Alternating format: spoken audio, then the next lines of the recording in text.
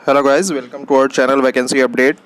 तो जैसा कि आप देख रहे हैं, बिहार राज्य स्वास्थ्य समिति बिहार के द्वारा जो विज्ञापन संख्या 3/2020 थी, जिसका पीआर नंबर आप देख सकते हैं यहाँ पे, वो 016916 था, जो 2019 और 20 के तहत वैकेंसीज निकाली गई थी एएनएम के लिए 865, जिनका सारी प्रक्रिया ऑलरेडी पूरी कर ली गई थी और जिन्हें कॉन्ट्रैक्ट पे रखा, जो एक कॉन्ट्रेक्चुअल वैकेंसीज आई थी, तो उसके रिगार्डिंग जो है आप देख सकते हैं कि एक का जो है 2.5 गुना जो है शॉर्टलिस्टेड किया गया है कैंडिडेट को उनके काउंसलिंग के लिए। और शॉर्टलिस्टेड जो अभ्यर्थी है उनका प्रमाण पत्र सत्यापन यानी कि काउंसलिंग जो है उनका शुरू किया जाने का भी नोटिस साथ ही साथ दे दिया गया है। साथ ही साथ उन किनका शॉर्टलिस्टेड हुआ है काउंसलिंग के लिए, यानी कि किसका डॉक्यूमेंट वेरिफिकेशन होगा, वो सारा लिस्ट जारी किया गया है।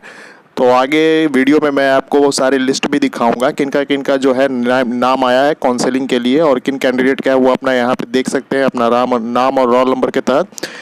तो कब होगी काउंसलिंग, तो बात कर लेते हैं कि काउंसलिंग जो होगा आपको 29/9 यानी कि 29 सितंबर से लेके 1/10/2021 तक, एवं यानी कि 29, 30, 31 और 1, ये 4 डेट को हो गया। और माफ़ कीजिएगा, आई थिंक 30 का है, तो ये हो गया 29, 30 और 1, 3 दिन यहाँ होगा। और 4 तारीख से लेकर 7 तारीख यानी कि 2 और 3, 2 दिन बीच में गैप रखने के बाद 4 तारीख से जब काउंसलिंग शुरू होगी तो 7 तारीख तक कंटिन्यू करके सारे जो भी कैंडिडेट हैं, यानी कि आप देख सकते हैं कि 865 कैंडिडेट का लगभग 2.5 गुना बुलाया गया है, यानी कि आपको 1600 से ऊपर यानी कि 2000 से भी ऊपर कैंडिडेट यानी 2200-2300 कैंडिडेट को यहाँ पे बुलाया जाएगा काउंसलिंग के लिए, डॉक्यूमेंट वेरिफिकेशन के लिए।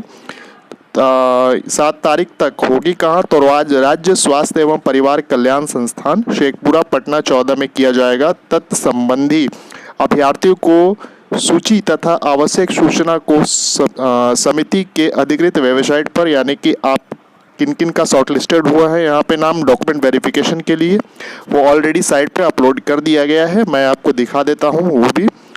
और उपर्युक्त आलोक में उक्त पद से संबंधित शॉर्टलिस्टेड कैंडिडेट को निर्देश दिया जाता है कि निर्धारित तिथि और समय स्थान पर अपने मूल प्रमाण पत्रों के साथ यहाँ पे उपस्थित होंगे।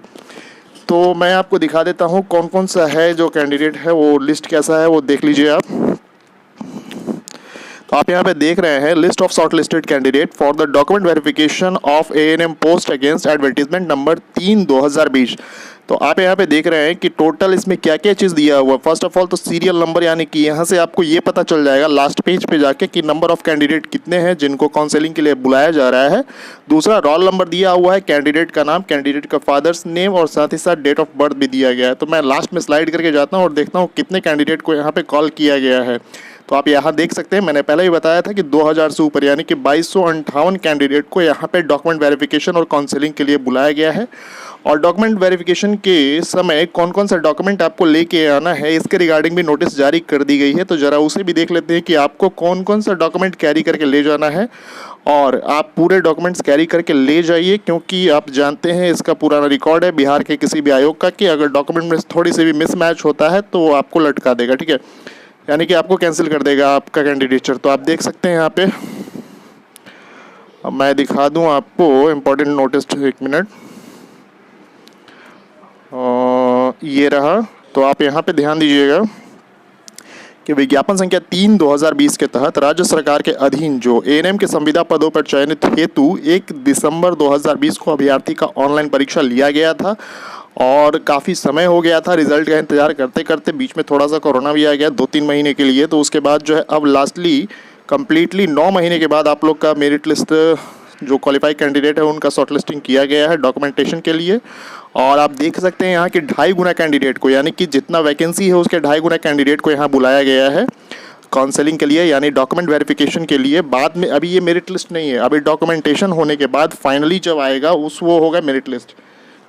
तो आप यहाँ देख रहे हैं कि सीबीटी में शॉर्ट लिस्टेड कैंडिडेट यानी कि अभ्यर्थियों के मूल प्रमाण पत्रों का सत्यापन हेतु आप देखिए यहाँ पे 29, 30 और 1, मैंने पहले ही बताया 3 दिन इधर, और 4, 5, 6, 7 अक्टूबर को यहाँ पे टाइमिंग दिया हुआ है 10 बजे से लेके 1 बजे तक दोपहर में। और सीरियल नंबर कैंडिडेट का साथ में दे दिया गया है। जैसे कि आप देख सकते हैं कि एक दिन में जो है आपका 2 शिफ्ट है, एक तो 10 से 1 का शिफ्ट है सुबह में 10 से 1 का, और दूसरा शिफ्ट है दोपहर 2 बजे से लेकर 5 बजे तक का। और आप यहाँ पे ध्यान दीजिएगा कि सीरियल नंबर 1 से लेकर 162 यानी कुल 162 कैंडिडेट को यहाँ पे बुलाया जा रहा है एक शिफ्ट में, और दूसरे शिफ्ट में कुल 162 कैंडिडेट को बुलाया जा रहा है। तो इस तरीके से आप देख सकते हैं कि यहाँ पे 3 और 3 6 7 दिन में 2-2 शिफ्ट यानी कि कुल 14 शिफ्ट करके 162 कैंडिडेट को बुला के पूरी काउंसलिंग कंप्लीट कराई जाएगी। कहाँ आना है तो मैंने पहले भी बता दिया है कि राज्य स्वास्थ्य एवं परिवार कल्याण संस्थान जो है शेखपुरा में, वहाँ पे आपको पहुँचना है।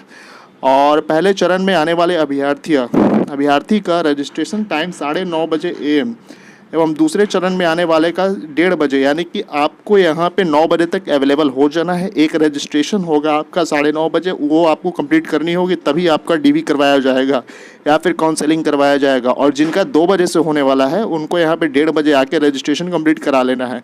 उक्त निर्धारित तिथि को किसी कारणवश यदि कोई अभ्यर्थी में उपस्थित नहीं हो पाते हैं तो वे विशेष परिस्थिति में निर्धारित तिथि के अगले किसी दिन उपस्थित होकर वेरिफिकेशन करा सकते हैं।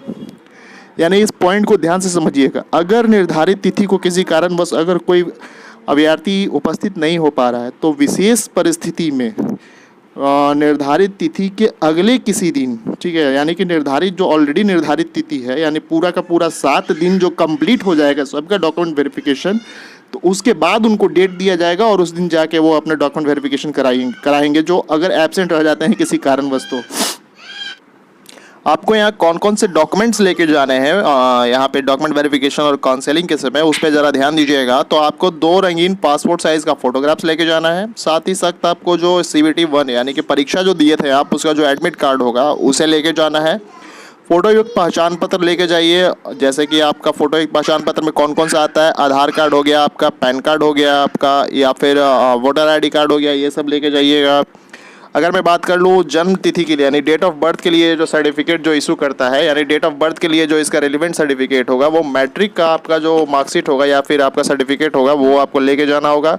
कुछ एसेंशियल क्वालिफिकेशन है, जैसे कि आपका ANM के लिए जो है 2 साल का डिप्लोमा आपका किया हुआ किसी रिकॉग्नाइज्ड ANM ट्रेनिंग इंस्टीट्यूट के द्वारा, वो आपको यहाँ लेके जाना है। और साथ ही साथ BNRC यानी बिहार नर्स रजिस्ट्रेशन काउंसिल में जो आपका रजिस्ट्रेशन किया हुआ है, जो आपका रजिस्ट्रेशन सर्टिफिकेट जो इशू करता है, रजिस्ट्रेशन जो नंबर आपका जो इशू होता है BNRC के द्वारा, उसे आप वहाँ पे लेके जाइएगा।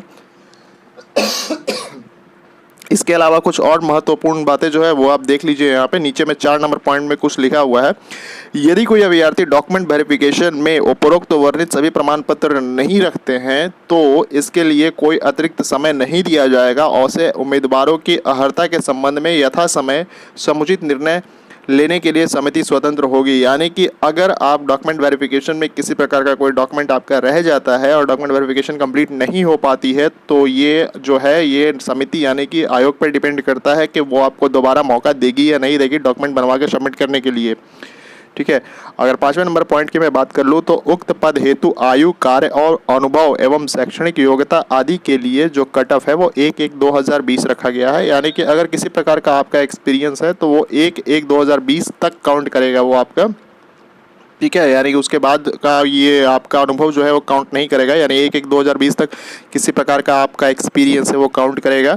अगर मैं बात कर लूँ पॉइंट नंबर 6 की, तो अभ्यर्थी को सूचित किया जाता है कि काउंसलिंग से संबंधित अद्यतन जानकारी समिति के अधिकृत वेबसाइट पर प्राप्त करते रहें। तो जो भी तरीके का नोटिस होगा इसके जो ऑफिशियल साइट है उस पर आप विजिट करके देख सकते हैं। और अगर आपको उसमें परेशानी हो रही है तो आप परेशान मत होइए, यहाँ पे आपको वीडियो ऑलरेडी अपलोड करके मिल जाएगा किसी भी तरीके का कोई भी नोटिस आता है तो। और इसके लिए आपको जो है चैनल को सबसे पहले सब्सक्राइब करना होगा, साथ ही साथ उसके बगल में एक बेल का आइकन दिखाई देगा, उस बेल के आइकन पर क्लिक करिएगा, जिसके कारण किसी भी तरीके का कोई भी मैं वीडियो अपलोड करता हूँ आपके विभाग से संबंधित तो आपको इसके लिए नोटिफिकेशन मिल जाएगा और आप उससे ओपन करके देख सकते हैं कि किस तरह का नया नोटिस आया है, ठीक है। तो वीडियो अगर अच्छी लगी हो तो लाइक ज़रूर करिए। Thank you very much.